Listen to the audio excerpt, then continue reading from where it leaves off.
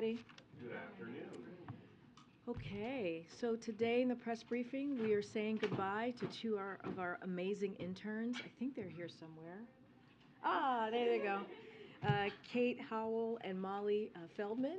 They have been great additions to our team these past several months, and they are now going back to school. Hopefully, enjoying the holiday before you go back to school. But thank you so much for your hard work.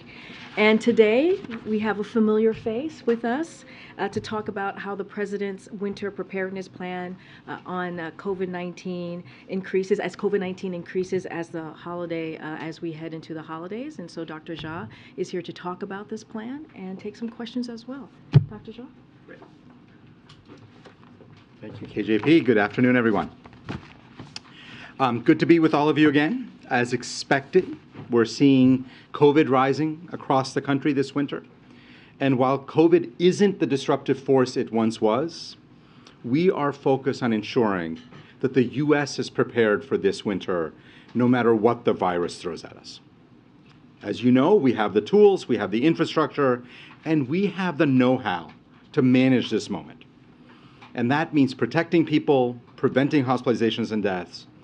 And the key is this: we don't want this winter to look like last winter or the winter before. And our winter COVID-19 preparedness plan helps us do just that. So how do we do that? First, and you're not going to be surprised to hear me say this, the most important thing Americans can do is to go get their updated COVID-19 vaccine right away. Now, you heard this from Dr. Fauci just before Thanksgiving. You heard this from me. And I will repeat again, the updated COVID-19 vaccine is your best protection against the version of COVID we're fighting right now. Second, a critical component of our winter plan is making it even easier for Americans to access the tools that will protect them this holiday season: vaccines, tests, and treatments. So let's talk about tests. Today, we're opening up covidtest.gov for a limited time this winter to give Americans another easy option to access testing when there's a greater need, as there is right now. Starting today, each U.S. household can order up to 4 at-home tests free from covidtest.gov, with tests starting to ship as early as next week, the week of December 19th. And as we've said for months, we're operating in a resource-constrained environment in the absence of additional congressional funding for the nation's COVID response. And that means we've had to make some tough choices. Like in the summer, we were forced to suspend the covidtest.gov program so we could preserve our tests. Why did we want to preserve our tests? Because we knew there would be a moment later in the year when COVID cases would rise again. So we preserved the tests so we could have them on hand for exactly this moment. And if we don't get more funding, we won't be able to send more tests out to the American people. Next, we're standing ready to support states and communities with medical personnel, supplies, and other resources, as the president has been committed to doing since the first day he took office. Today, Secretary Becerra is sending out a letter to all governors underscoring that our partnership with state and local leaders has been essential to fighting this virus. But the Secretary also made clear we need them to step up right now to get ahead of this increase in COVID that we are seeing across the country. And he outlined all of the federal supports available to set up more vaccination sites, more pop-up clinics to get more shots in arms, to expand test-to-treatment programs, including new test-to-treat programs sites that the federal government can help with, to make key supplies like at-home tests widely available, and things that the federal government can do to support hospitals and health systems as needs arise. Because the bottom line is this: we're all in this together. Fourth, we are accelerating our efforts to protect the highest risk Americans, building on the considerable steps we have taken. Now, I want to remind everybody that more than 90% of COVID deaths in the U.S. have occurred in people 50 years of age or older. And in recent months, we've seen COVID deaths really concentrated among those 65 and above. And while we've seen many older Americans step up and get the updated COVID vaccine, there's still too many older Americans who have not gotten their immunity updated, who have not gotten themselves protected. Under half of nursing home residents have gotten their updated COVID vaccine. So we are working very closely with leadership of nursing homes across America, and we have asked them to step up to do more. We've developed a winter playbook for nursing homes and long-term care facilities to help them take action, to make it easier to get vaccines on site in nursing homes, to make sure that treatments are available on site in nursing homes, to improve indoor air quality, another strategy that can make a really big difference. And we are reaching out to governors where nursing home vaccination rates are low to offer personalized support. Now, before taking your questions, let me close with this. We don't want this winter to look like last winter or the winter before. And it doesn't have to. What's different is that we have an updated vaccine that targets a version of the virus we're fighting. But we need people to get that vaccine. It's free and widely available. What's different this winter compared to last winter is we have highly effective treatments that are widely available if people get sick. But obviously we need doctors to prescribe them. We need people to get them. This winter, we can keep people safe. We can prevent hospitalizations and deaths. We can minimize disruptions. The administration has been planning for this moment. We are doing our part. We're prepared. But the bottom line is we need other leaders to step up as well. Governors, mayors, people who've been terrific partners throughout this entire pandemic. But here's what I know. If every American does their part, if every American goes out and gets an updated vaccine, if every American gets treated who's eligible for treatment, we can have a very different winter ahead. And that is the goal of this effort. So with that, let me stop, take questions, and KJP, I'll turn it back to you. Thank you. Dr. Jha, moving out from the U.S. borders for just a second, certainly one of the risks that faces this nation is additional spread from a big outbreak in China. Can you give us a sense of whether the U.S. government was aware or made aware in advance that Paxlovid would be made available in China?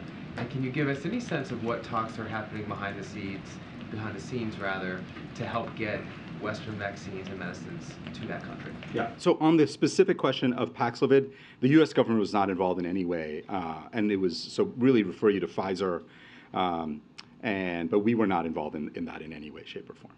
On the broader question you're raising, Jeff, what I would say is this, and since the beginning of this administration, the president has been very clear that we think it's really important for the world to benefit from the fruits of American scientific innovation. We have been the largest donor of vaccines in the world, almost 700 million doses, many bilateral, many through COVAX, and the president's been very clear.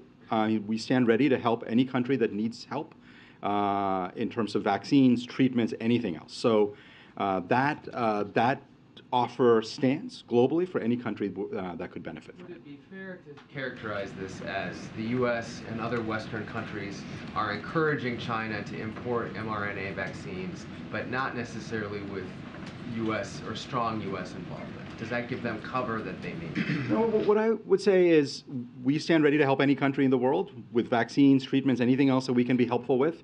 We have been the biggest donor of vaccines, as I said, almost 700 million doses. And that stance of being helpful, being ready to help, continues and hasn't changed. Dr. Jha, looking at the most recent COVID numbers we have, it looks like COVID cases were up 45 or 50% week over week last week, but COVID deaths were up 60%. Why are COVID deaths spiking more dramatically than COVID cases are? Yeah, it's a good question. So some of that is, by the way, data irregularity. Just to be clear, data is just we're in a different place with data. We get data less often. So in general, we have seen COVID cases go up. We've seen hospitalizations go up. Deaths are just starting to rise. I do think that standard link we've seen between cases and deaths are going to be different because there's less testing. So it's going to be later to see cases go up. But so far nationally in our analysis of the data, death numbers are just beginning to rise. We obviously want to make sure that does not go any further. We know we can prevent nearly every death from COVID if people get their updated vaccines and people get treated. So we continue to press that message. And are you considering a return to other restrictions, masking on planes, vaccine requirements? Yeah, so I think we're in a very different place with this virus and where we were 2 years ago, where we were last year. What I would say is we now have the tools that we can manage our lives much more safely than we could a couple of years ago. And the most important thing I think people need to be doing is, first of all, they've got to get their updated vaccines. And then there's a whole host of tools that people can use to keep themselves, their families safe. Testing, masking, improving indoor air quality, being in better ventilated places, and treatments, of course. So we think that is the strategy of the administration, that we want to encourage people to use those tools, and given how widespread and how available those tools are, I think if people did that, we could get through this winter safely. Thank you, Karine. Dr. Jha, just to follow up on Jeff's question, with China relaxing its zero COVID policies, what specific contingency plans do the administration have to deal with a potential outbreak or new variants, particularly with the increase of travel between the U.S. and China during the holidays and in the Lunar New Year? And do those considerations at this point include any talks of a travel ban? Yeah, so we have a very robust surveillance program where we use for travelers as people come in terms of identifying people who are infected, tracking variants. That continues. And we generally are using wastewater, using other mechanisms, constantly monitoring for variants, both here as well as with our partners around the world, in Europe, in South Africa, in other places. I think all of that is a really important part of how we have become far more effective at being prepared for new variants. And if there are new variants that emerge, I'm confident that we will be able to identify them. Thank you. Dr. Jha, are we still facing a triple-demic where RSV, flu, and COVID are all surging at once over the holidays? Yeah, so we have seen, certainly in the last month, 3 highly contagious respiratory viruses. As you mentioned, RSV, flu, and COVID. Let me tell you what we know about them. RSV nationally looks like it has clearly peaked and is on its way down. There's still places that have very high levels of RSV. But nationally, there's no question in my mind, RSV is heading down. You know, flu is rising in many parts of the country. We're probably the worst flu outbreak we've seen in a decade. And there are some places where flu may be peaking, but it's very early data. But a lot of flu out there. Again, the worst in a decade. And then we talked about COVID, where clearly it's on an upswing with increasing number of cases. One other question. Back in September, the president publicly said that the pandemic is over. How has that complicated the messaging to keep Americans vigilant facing COVID? Yes, I think the president was also very clear that COVID is not over. COVID continues to pose a challenge for us. That is true. COVID is not over, and obviously we continue to see people getting infected, getting sick. Unfortunately, too many Americans needlessly dying of COVID. And so I think the president has been very clear on this, even since that day, about the importance of people getting vaccinated, people getting treated, and obviously I've been out here making that same message. Two more. Go ahead, John. Dr. Jha, thank you. Two questions for you. One, are there particular hot spots right now you're concerned about when it comes to COVID rise? And then secondly, based on all 3 of the viruses you've been discussing, could you talk to us about the strain on the nation's hospitals? So particular hotspots, we're seeing cases increase in about 90% of the country. So it is sort of rising in lots of places across the country. So there's not one that I think is is particularly worse off. Obviously, the levels are different across the country, but it is rising pretty much uniformly, and it makes sense, right? We just had the Thanksgiving holidays. It's getting colder, even in the southern parts of the country. It's still getting colder. Obviously, we tend to see more in the northern half of the country because it is colder up here. People are spending more time indoors. In terms of hospital strain, this is something we monitor very, very closely. We look at a whole bunch of national data every day. We are talking to states and jurisdictions every day. Well, not every state and every jurisdiction every day, but on an ongoing basis. I would say in the last 10 days, I have probably spoken to, I or members of my team, a dozen or more states and cities, and our first question is, how are the hospitals doing? Do you need more help there? We have a very clear plan. If a city or a state gets into trouble where they really just can't manage, that they can reach out to the federal government. We have a whole set of resources. We can evaluate. We can send in equipment. We can send in personnel. So we stand ready to help cities and states if and or when they need it. Obviously, the single most important thing we can do to make sure that there aren't constraints and there aren't real problems with hospital capacity is if people got vaccinated, they are far less likely to get hospitalized for both flu and COVID. And that's the biggest thing Americans can do to make sure their hospitals are functional for all the other reasons we need hospitals. Karen, last question. Are you concerned that Americans who are testing positive but doing so on at-home rapid tests aren't reporting that to government agencies, so the case counts right now might be dramatically lower than what we're actually seeing for spread across the country? Yeah, it's a really good question. What I would say is, first of all, I'm a huge fan of home tests. I think they're convenient, they're cheap, it's great. One of the problems of home tests, really the major problem, is that they don't often get reported. So we do have, through this NIH effort called MakeMyTestCount.gov, I think, that people can report their tests. But we have other mechanisms we use to monitor infection levels. So for instance, wastewater gives us very good insights into how much infection there is in a community. So we have seen case numbers often be lower than what you might expect if people were doing more PCR tests or more public health tests. But we're tracking infections through other mechanisms. And obviously we're tracking infections and hospitalizations, so that gives us a very good sense of the burden of disease as well. The last point I will make is when people test at home, if they test positive, the first thought every single American should have is, am I eligible for treatment? The truth is, we have fantastic treatments. Anybody over the age of 50, anybody with chronic disease should get evaluated. Personally, as a physician, I think it's very clear to me that anybody in their 60s or above should be treated. Like, there should be a good reason not to treat somebody. And they're rarely a good reason, meaning most people should be getting treated right now. That is a message we've been delivering to doctors and nurses. That's a message we've been delivering to the American people. If you get a positive test at home, stay away from others so you don't infect them, and get evaluated to get treated. Ken, on the funding that is being used to purchase the new tests for this new round for people to get them sent to their houses, were there cuts to other COVID programs in order to pay for those tests? Yeah, so let me talk about how we're able to do this. So we paused the program, at the end of the summer because we wanted to make sure that we still had supply for a winter potential increase of cases in the winter.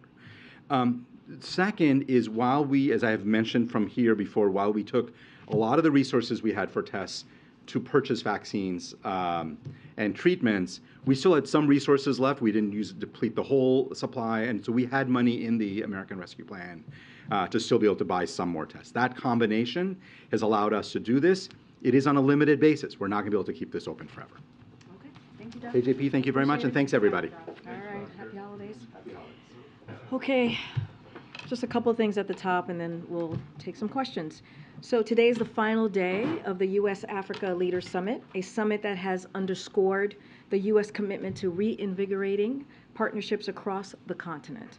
President Biden, Vice President Harris, and other officials across the administration have had the opportunity to spend a lot of time with the leaders from across Africa over the last couple of days, including at last night's dinner here at the White House. Now, this afternoon, the President will address the summit one more time at this afternoon's discussion on food security and food system resilience. This week, President Biden and Vice President Harris have had the opportunity to announce new initiatives that will empower African institutions and citizens.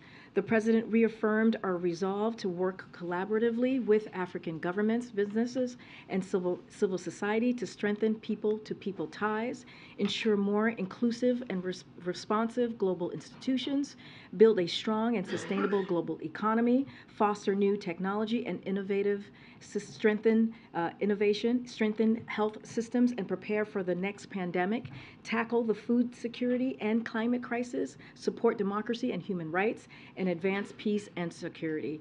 The Biden-Harris administration plans to commit at least $55 billion in Africa over the next 3 years, working closely with Congress, and more than $15 billion in private sector investment deals were announced at the U.S.-Africa Business Forum. And of course, you've heard the President announce this week to plan to travel to Africa and to continue the work over the course of this summit and to strengthen our partnership across the continent. I also want to talk about something that affects millions of people across the country every day. And with the holiday season upon us, and in the light of the tragic news about Twitch this week, we think it's important that we shed light on the resources available to any American dealing with mental health challenges or emotional distress. Tomorrow, So the second gentleman Douglas Emhoff, and leaders from Department of Health and Human Services will visit a local 988 call center and meet with crisis counselors who are providing mental health and suicide prevention support to people from all backgrounds and walks of life. The 988 Suicide and Prevention Lifeline provides free, confidential, 24/7 support to Americans across the country experiencing suicidal crisis or severe emotional distress. Anyone, anywhere in the country can call or text 988 or chat 988lifeline.org to reach a live trained counselor.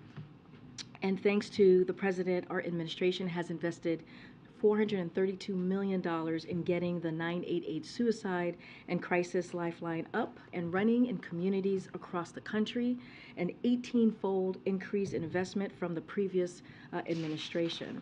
So before we go into questions, I'll repeat myself one last time here for all of you, all of those who are struggling. We stand with you, and our administration will keep fighting for you. One last thing before we really take questions is I want to give you guys a little bit of the week ahead. Just a quick look here. This evening, the President will travel to Wilmington, Delaware. Tomorrow, the President will visit and speak at a town hall at the Major Joseph R. Bo Biden III National Guard Reserve Center in Newcastle, Delaware. This is a capstone on the Department of Veterans Affairs PACT Act Week of Action with over 90 events and counting held across the country to encourage veterans to sign up for health care, get screened for toxic exposure, and submit a claim if they are experiencing a toxic exposure-related condition. The President will speak with veterans, their families, caregivers, and survivors to discuss the historic expansion of benefits and services resulting from the Bipartisan PACT Act. I anticipate a preview with more details will be shared ahead of the event, so please stay tuned to that. Afterwards, the President will return to Washington, D.C. for internal meetings and more holiday receptions. Friday evening, the President will return to Wilmington, Delaware, where he will remain over the weekend. On Monday, the President will return to Washington, D.C., and in the evening, he and the First Lady will host a Hanukkah holiday reception in the Grand Foyer, right here in the White House, in the residence, to be more precise. We'll have more to share on next week's guidance in the coming days, but we can also confirm today that next weekend, the President and First Lady will celebrate Christmas at the White House. And with that, Zeke, you want to kick us off? Thanks, Karine. Just a bit of housekeeping to start off with. I was hoping you could shed some light on the apparent radio miscommunication that kept the White House press pool, separating press pools from the President's motorcade when he returned to the White House today.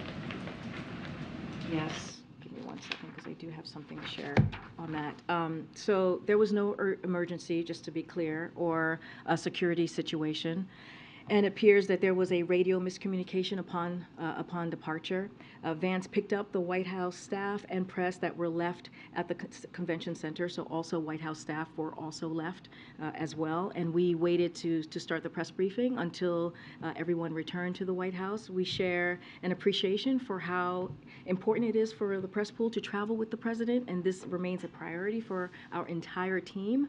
We sincerely apologize for the confusion and inconvenience, and just to reiterate, we also sadly left White House staff as well at the convention center. So it was not just the press. So just wanted to make that clear again. But with all seriousness, we do apologize for that.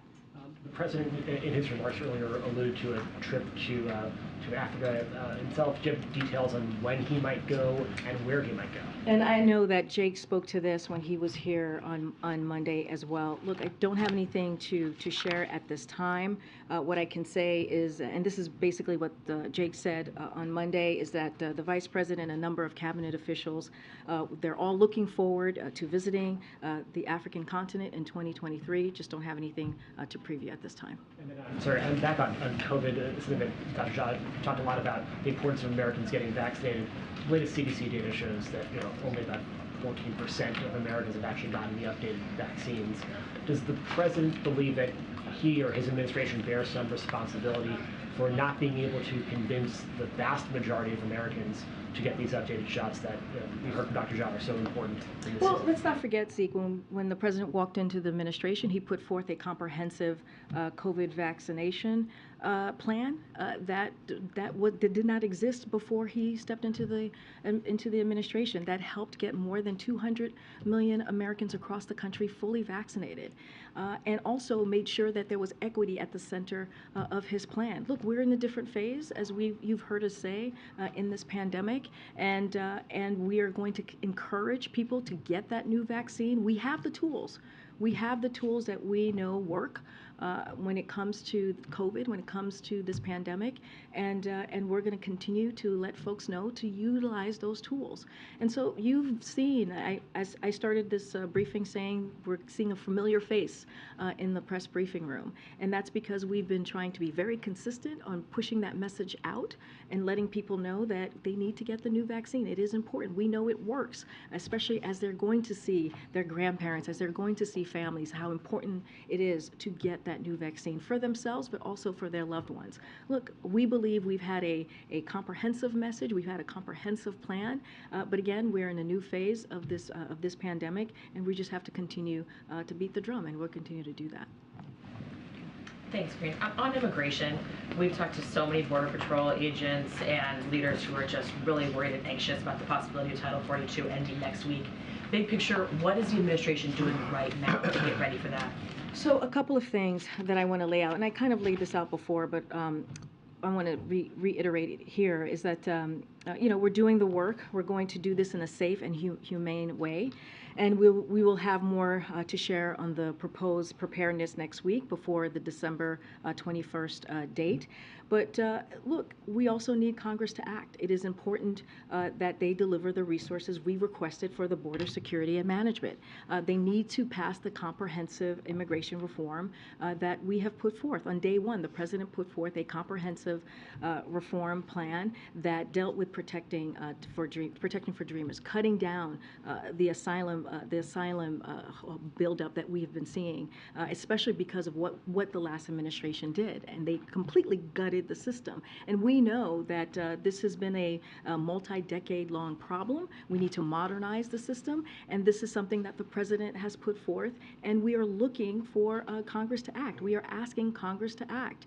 And so, but in the meantime, what we have been able to do is the president, as I've mentioned before, has secured historic funding. We have 23,000 border security agents at the border, and that is the most amount that we've ever had, and that's because of what the president has been able to do. And we have worked to launch a historic anti-smuggling operations that are taking thousands of smugglers off the streets. But look, the reality is we need Congress to take action. We need to do this in a bipartisan way, as we have done, as the president has been able to do more than 200 times during his administration. There's been some reporting out there that the administration is considering changes to the asylum policy, potentially making it so that only someone can only apply for asylum if they've already been denied from another country like Mexico. Is that true? Is the administration considering any changes to policy? So look, I know there's a lot of rumors out there about that, a lot of speculation. I don't have anything to announce at this time or from here at this time. What I would encourage people to do is to read the Department of Homeland Security. They put forth a 6-point plan on how they're going to move forward with dealing with the post December 21st deadline when Title 42 indeed lifts, but don't have anything more to announce about any new plans from here. Thanks, Karine. DHS warned in a memo obtained by CNN this week that the end of Title 42 will, quote, likely increase migration flows immediately into the U.S. So I'm wondering, how many migrants are you expecting to try and cross into the U.S. through the southern border next week? And is the administration prepared for this anticipated surge? So look, we have an intensive all-of-government effort underway to prepare. as I was stating earlier when I was being asked a question by Mary, we'll have more to share ahead of the December 21st deadline. But in the meantime, DHS is surging resources to the border. As you've seen, as you're probably seeing in El Paso, I talked a little bit about this on Monday, where over the last 72 hours, they've moved thousands of individuals out of the city. They're doubling down on the anti-smuggling operations that the president launched months ago. They're also working with our international partners to discourage disorderly mass movements across the border. Moving forward, expect us to continue leaning in on our successful strategies like these and like our parole program for Venezuelan nationals, which has drastically reduced the number of Venezuelans attempting to enter unlawfully, and will continue to drive messaging in the region to counter disinformation from smugglers. So that's another thing that we have to keep an eye on, is how the misinformation that's going to be going out to smugglers in the next couple of days. And so we have to make sure we'll work together with all of you, our team will, to make sure that that doesn't happen, because that is one of the big issues that we're seeing when it comes to migrants trying to cross the border. Are you aware of this warning from DHS, and do you have an estimate of how many people you're expecting will try and cross the border when Title 42 Look, I goes away? don't have an estimate to share with you. What I can tell you is that the Department of Homeland Security has put out a 6-point plan. As you all know, my Secretary Mayorkas was at the border just recently to talk about this plan, put out a statement, and so we are focused. We are focused and we are prepared. We will have more to share in the next coming days on this piece. But again, we have done the work from this administration by securing record funding, and we are asking Congress to act. We are not asking for political stunts. We continue to see political stunts from many Republicans out there, and that's not how we're going to fix this issue. They want to secure the border. We've been doing that work on our own. And we're asking them to, hey, you know what? There's an immigration reform plan that the president put out on the first day. They should work with us and do this in a bipartisan way. And then in terms of the funding negotiations on Capitol Hill, we've seen this administration, this president at times play a more hands-on role, a more hands-off role in some negotiations, depending on the situation.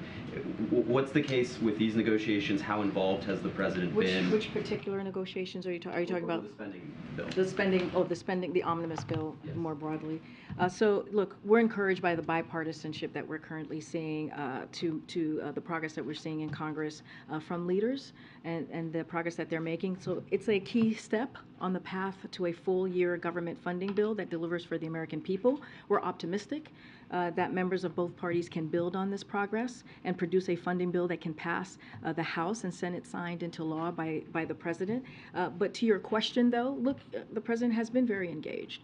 He's been talking to congressional members. He had the Big Four here not too long ago, and this was in the readout. This was the government funding was the main priority that they discussed. And we have our team here. We have Shalonda Young from OMB. I've mentioned this before, who's the director, who has been playing point on this, who knows how to work across the aisle and do things in a bipartisan way. And she is leading that effort, along with our Office of Leg Affairs, who have had multiple calls, multiple meetings in getting this done. Look, this was done in a bipartisan way last year, and we believe it can be done in a bipartisan way this year as well. Are you confident this one-week stopgap will pass? We have said, I said this earlier, if Congress needs a little bit more time to get this done, they should take that time, but we believe there's enough time to get the omnibus done. And so we are encouraged by what we're seeing in that progress, and we believe that it can get done in time. Did I just, okay. Thanks, Karine. The president mentioned in his statement yesterday about the Sandy Hook killings, the anniversary, again, has pushed for an assault weapons ban, and also talked about moral guilt in not having done more over the last 10 years. There's only a couple weeks left in the lame duck. Can you give us an update on just what the next steps are that he sees for this White House, for this administration, in getting that assault weapons ban passed? So look, we have been in close touch with Senate leadership on this. As you've just mentioned, this is a priority for this president. It has been for some time. He was a leader on this during his Senate days and also as vice president, and so he's going to continue to push for this. Whether this happens in the next couple of weeks or it happens in the next several months, he is going to really work hard to get this done. And you know, he's talked about it at almost every moment that he can, every time that he had an opportunity to talk about the shootings that we have seen, how it's destroyed our communities, how it's destroyed families. He's going to continue to lift that up to the American people. Again, we're going to have those conversations with Senate leadership. We have been the last couple of days. Don't have a timeline for you. This is indeed a priority for this president and his administration. We have seen the work that he's done this first year and a half. He did the most executive actions on gun violence than any other president, and so clearly this is a priority for this president. Beyond him speaking about it, is it really that? Is the strategy basically to use the bully pulpit, or are there other steps? That's an important strategy. I mean, right? The president has one of the most powerful bully pulpits in the country, in the world even, right? And so we have seen him use it in an effective way to get historic pieces of legislation done.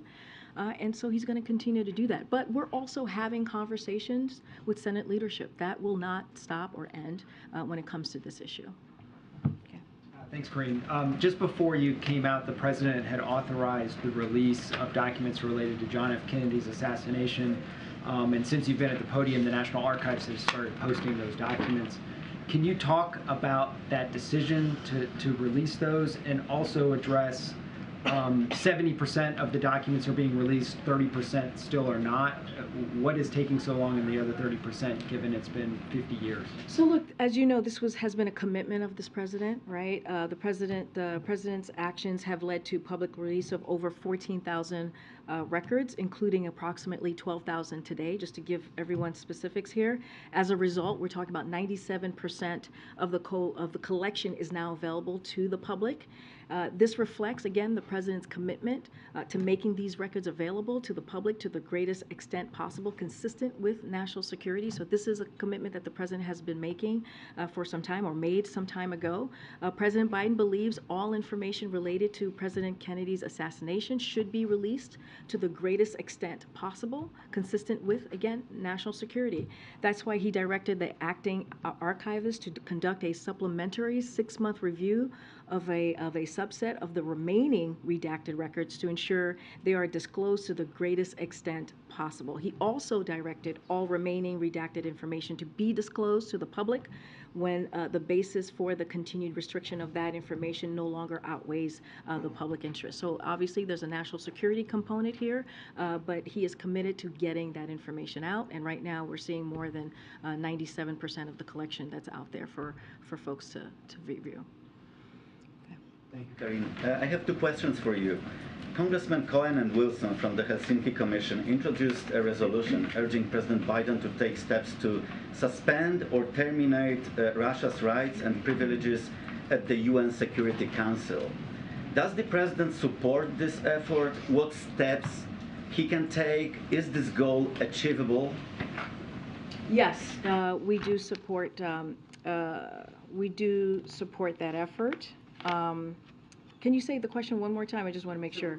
The resolution says that the president urges the president to take steps to suspend or terminate Russia's rights in the UN Security Council. UN Security Council, got it. So look, Russia's conduct in Ukraine is a violation of the UN charter and is an affront to the core mandate of the Security Council, and we see it as it is outrageous for a permanent member of the UN Security Council to be violating the charter and waging such a brutal war on Ukraine, including by trying to inflict such widespread human suffering and targeting critical infrastructure. So we successfully led a vote in the UN General Assembly to suspend Russia from the UN Human Rights Council, and we have worked to prevent Russia from taking leadership positions elsewhere in the UN system. So we've been very consistent on this. If there were a path to suspend Russia from the UN Security Council, we would pursue it immediately. Unfortunately, we don't see the UN rules changing, and so we are focused on continuing to take actions to isolate Russia including in international organizations, and hold Russia accountable, including through sanctions and enforcement actions we announce today, as you saw. I have a follow-up on Patriots for Ukraine also. Since there was no announcement on this yet, I would like to ask if the President is even considering sending Patriots to Ukraine, and what's the White House's response to warnings coming from the Kremlin about possible consequences if the U.S. sends Patriots to Ukraine? So first, let me take your last question first. Look, the only provocative moves are being made by Russia, and Russia is the aggressor here, and we should never forget that. We should never forget who actually started this war, and it was Russia. So that's point one. Point two, the United States is not now, nor has it been, at war with Russia. This is responding to what we've heard from Russia this past 24 hours.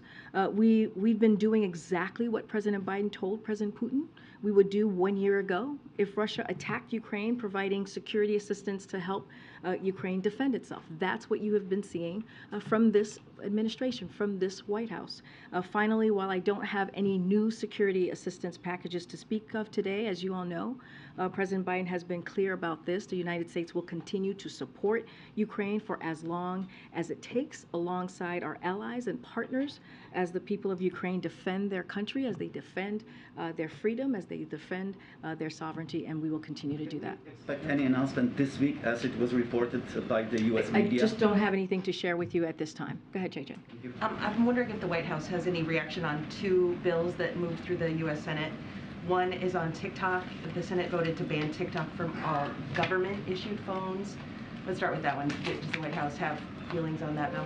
So as I've said before, want to be very careful on commenting on any specific legislation at this time. So we'd refer you to Congress on the next steps. We don't get involved in the process as we've done in the past. But look, just more broadly, there are a range of tech applications and products that are not allowed to be used on the White House and other federal government work equipment for security reasons, including TikTok. We will not go into any further details about security policies that we have here, but I'm not going to get into the process. I know that this just happened, so we're going to let Congress move forward with their process on this. Position on that one. What about the Senate bill that would essentially halt Huawei's access to U.S. banks? The Senate Majority Leader Chuck Schumer is one of the sponsors of that bill. Does the White House have a position on that one? No, don't have a position on that one at this time from here. Go ahead. Thanks. Americans clearly divided about immigration.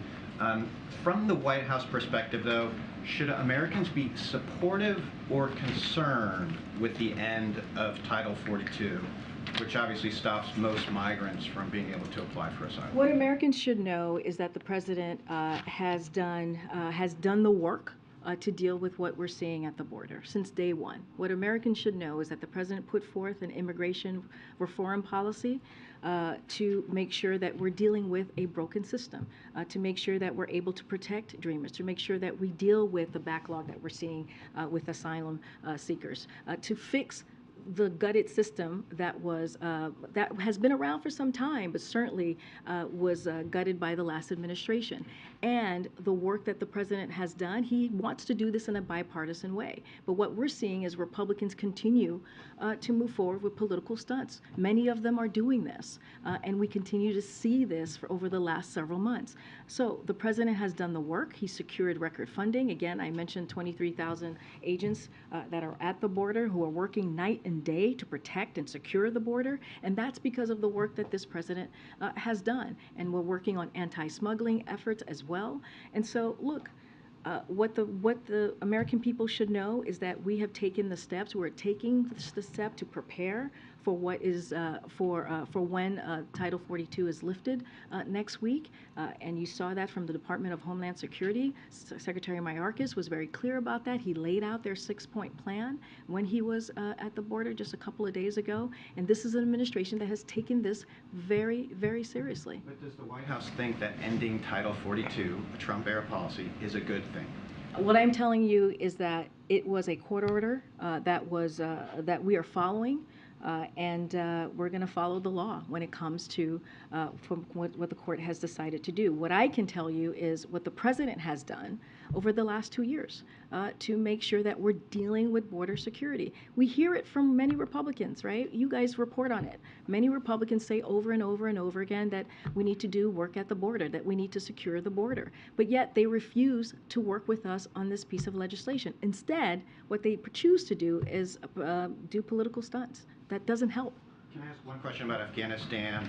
There are negotiations about including the Afghan Adjustment Act in the spending bill. There's been a group of retired ambassadors who've been pushing for its inclusion. The Biden administration has tried to get this in the spending bill before, unsuccessfully. What is the administration doing differently this time to try to do that? As you know, by your statement, we strongly support the ongoing congressional efforts to pass the Afghan Adjustment Act, and we urge Congress, we're going to continue to do this, to send the legislation to the president to provide a path to permanent legal status for Afghans. And we have joined our communities and resettled across, resettled across our country through Operation Allies Welcome. So that is something that we're going to continue to ask for Congress to act. We first asked Congress to pass this legislation back in August of 2021 and have been working with members of Congress from both parties to try to pass it ever since. And we know that there is a bipartisan support for this bill and that negotiations in the Senate are ongoing. It's important to take care of our Afghan allies who took care of us during the 20 years of this of the years that U.S. was at war in Afghanistan. So we take this very seriously. We strongly support it. We're going to continue to have conversations with members of Congress and continue to urge them to get this done. Karine, who wants to gather a few minutes for the president's departure? You take one or two more? I'll take one or two more. I'll take one from the back that I haven't taken one. Go ahead. Thanks, Karine. Jake Sullivan was in here on Monday and said an engagement with Russian counterparts was planned for this week on the Paul Whelan case. Do you have any updates on that, or can you say whether that happened? So, as you know, we want to be really mindful of any conversations that we have as we're talking about negotiations. So we're not going to, speak about that in public. I don't have anything to share, but so that you know, and we've said this before, and Jake has been very clear. The president has been very clear. We take this when Americans are wrongfully detained or held hostage. We take that very seriously, and we are going to do everything that we can to bring Paul Whelan home. That is a priority, but certainly we're not going to talk about steps or any conversations in public because we want to make sure that we get this done. And just one other question. Can you give us an update on Mayor Garcetti's nomination as ambassador to India? Does the president need to resubmit his name to the new Congress? Where are you guys at with that? So look, as you know, this is a priority and continues to be a priority for us. Mayor Garcetti is well qualified to serve in this vital role. The Senate Foreign Relations Committee, as you know, voted Mayor Garcetti out of committee unanimously after reviewing this matter thoroughly, and we're hopeful that full Senate will confirm him promptly, and so we're going to continue to support him. Okay, go ahead, Emily. Thanks, Karine. I have some follow-ups on Title 42. I know you said you guys are hopeful that the omnibus gets passed, but what kind of preparations are being done in case it doesn't and communities do get overwhelmed and need some resources? And also, does the administration fear that the end of Title 42 will lead to a spike in COVID cases in the country? So let me just talk a little bit about there's $3 billion for border funding. So a couple of things, again, if Republicans are serious about this, we put forth some $3 billion plan that we are asking for Congress to support. Here's what it would do. It would ensure that the men and women of the Department of Homeland Security have the resources they need to secure our border and build a safe, orderly, and humane immigration system. The funding will integrate surveillance towers, inspect technology, Border Patrol rotary wing aircraft and helicopter aircraft sensor upgrades, tactical maritime surveillance system, and also law enforcement radios, faster asylum claim processing, and so much more. So we believe it's incredibly important to get that done as well. But to your question about the winter surge, how Dr. Jha was talking about this from the podium, look, because of the president's work and what he's been able to do throughout his administration, the American people have tools. We know what works, and to protect themselves from COVID, and we continue to encourage them to use the tools as we always have. have. Now on Title 42, we are required by the court to lift Title 42, and we plan to comply with that order. And so, but Title 42 or not, every individual encountered at the border is screened and processed by Border Patrol agents before they are placed in removal proceedings. And like I've said a couple times already, you know, Department of Health, Homeland Security has been on top of this. We are prepared. We are ready to do this in a humane way. And in a safe way. And so it is something that the president has been working on since day one of his administration. That's great. All right. Thanks, everybody. Thanks, everybody. Do you have time for one more, Karine? Gotta go. Thanks, everybody.